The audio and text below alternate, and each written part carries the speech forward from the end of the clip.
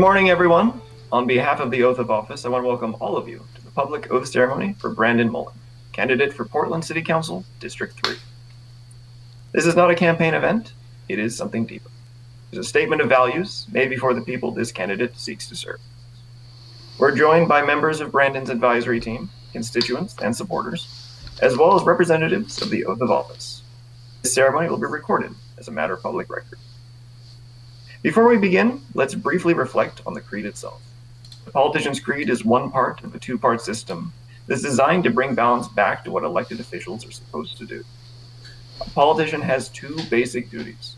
First, to represent the people who elect them, their constituents, and second, to work with other lawmakers for the good of the broader public. In both of these roles, they should be accountable to the people. But over time, that second duty, collaboration side, has taken over for all accountability. It's now driven by special interests, party politics, and lobbyists. It's become so powerful that it's pushed out the accountability that lawmakers owe to their own voters. This system that includes the politician's creed is meant to help fix that. It starts with the pledge, a public commitment by the candidate to put their constituents first, and it ends with a civic process that gives the constituents the tools to hold that official accountable. It's a way to make sure that the people's voice matters more than outside influence, and it's a step towards restoring trust in the people we send to represent us. The politician's creed is a public commitment to a foundation of 7 guiding principles: a fundamental foundation of rights and security. The politician is a public servant hired by the people to do a job. Alignment with their constituents. Honesty, integrity, and transparency. Protecting the vulnerable. Engagement with their constituents. And accountability to those constituents.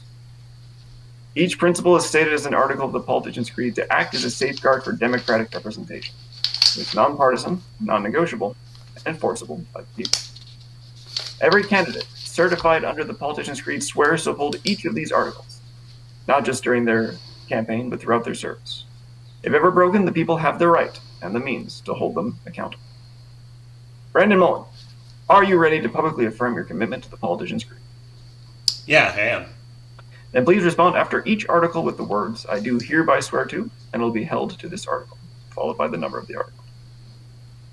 Article 1. All people have the right to a fair, equitable, and happy life, unburdened by fearful concerns of food, shelter, or medical insecurity. As a candidate pursuing office and a politician holding office, I hold these rights to be my guiding light. I do hereby swear to and will be held to Article 1. Article 2. I am a public servant, first and foremost, here to protect and serve the rights of my constituents and hold myself accountable unto them. I do hereby swear to and will be held to Article 2. Article 3. I shall do my best to remain informed of the needs of my constituents and in turn align my priorities and goals in office to address those needs.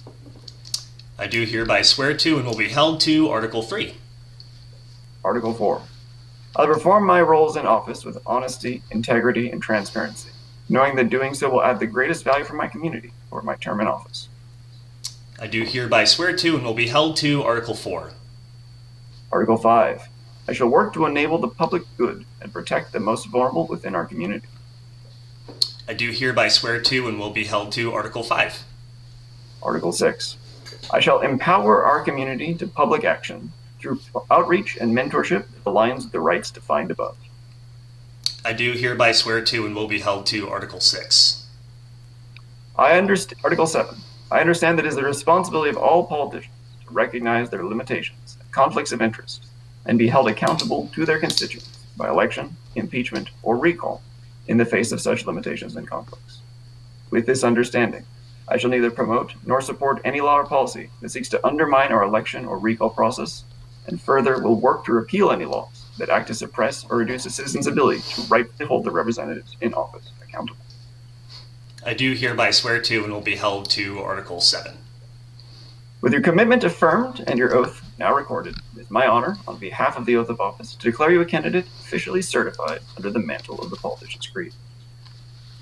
May this certification mark not just the support of our organization, but a covenant with the people. We and the people of your district are moved by your promise to lead with integrity, courage, and humility. The oath and light you now carry reflects the hopes of your community.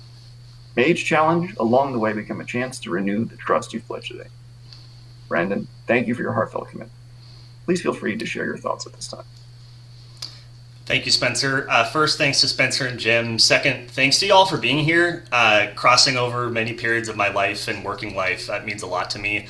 And the two things I wanted to say were, one, being a public servant to me is very, very important. And I've always seen the roles I've had in public service as not my job, not something that belongs to me, but like a seat that I'm holding. And I think that that's like quadruply true for elected officials. And I really think that commitments like these are important to keep that in mind.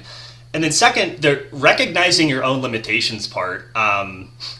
It struck a chord with me this moment as you went through that article. I hope that you all here are able to help me recognize my own limitations, because they are many. And just, yeah, I really appreciate the support, and believe that more people in elected office need to think about this stuff and commit themselves to them and ask their friends, family, and colleagues to make sure that they're held to them. And I sincerely believe that. So, yeah, with that, thank you all for being here. Really appreciate it. Thank you very much, Brandon. And thank you to everyone who's joined us. This ceremony is now concluded, and the video recording of this ceremony will be made available to the public.